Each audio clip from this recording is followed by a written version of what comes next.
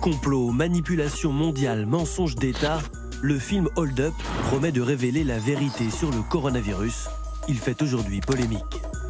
Ce documentaire de 2h40 inonde les réseaux sociaux depuis mercredi. Ses producteurs ont refusé que nous en diffusions des extraits. Il cible tour à tour le gouvernement, l'industrie pharmaceutique, les médias. Une critique qui comporte de nombreuses théories, souvent des contre-vérités.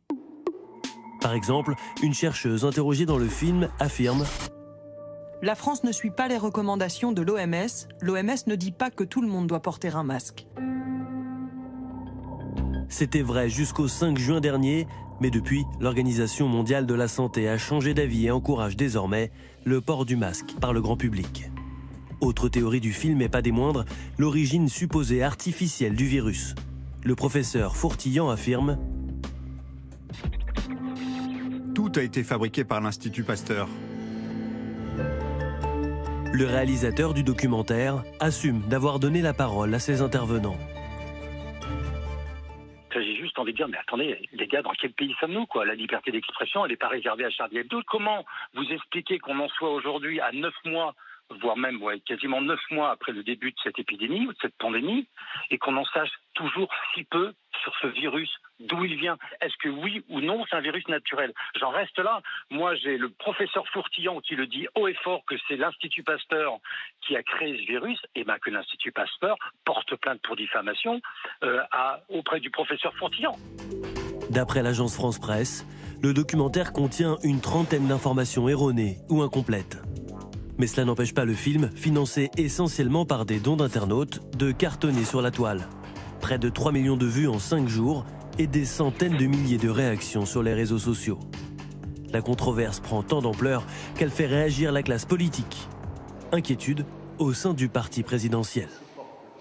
C'est la première fois en France que quelqu'un réalise un documentaire aussi bien produit, aussi bien réalisé, pour dire d'aussi grosses âneries, mais des âneries qui peuvent mettre en danger notre démocratie. Quelqu'un qui est faible, quelqu'un qui a peur chez lui, quand il voit tout ça, il a encore plus peur, il se sent encore plus seul et il a encore moins confiance en l'autre. Et c'est ça, c'est pour les plus faibles que moi ce film m'a fait peur, et c'est pour eux qu'il faut se battre et qu'il faut faire interdire ce film. Il faut que ce film, qui n'en est pas un d'ailleurs, assume les responsabilités de tous les discours qui sont tenus à l'intérieur. Marine Le Pen, elle, ne croit pas non plus aux théories du documentaire, mais refuse qu'il soit censuré. Je pense que les Français sont des citoyens éclairés. Encore une fois, arrêtez de les prendre pour des idiots ou pour des enfants. Je ne crois pas, après avoir regardé ce documentaire, aux conclusions de ce documentaire. Et je pense que beaucoup de Français se feront leur propre opinion. Hold Up s'inscrit dans la longue lignée des théories complotistes nées après l'apparition du coronavirus. Origine de la maladie, masque, vaccin. Selon ce spécialiste, le documentaire reprend tous les codes de l'argumentaire complotiste. Tous ceux qui travaillent sur les théories du complot, sur les productions conspirationnistes depuis un certain nombre d'années, ont repéré une espèce de technique argumentative, une manière de convaincre les gens en leur donnant l'impression qu'il s'agit de la vérité. Cette technique, ça s'appelle le millefeuille argumentatif.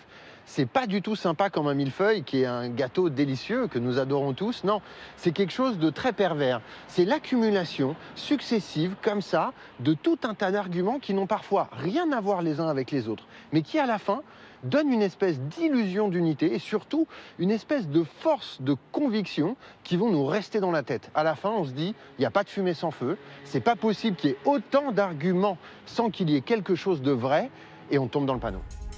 Plusieurs intervenants de Hold Up ont choisi de se désolidariser du film, comme l'ancien ministre de la Santé Philippe Douste-Blazy, qui se dit scandalisé par le contenu du documentaire.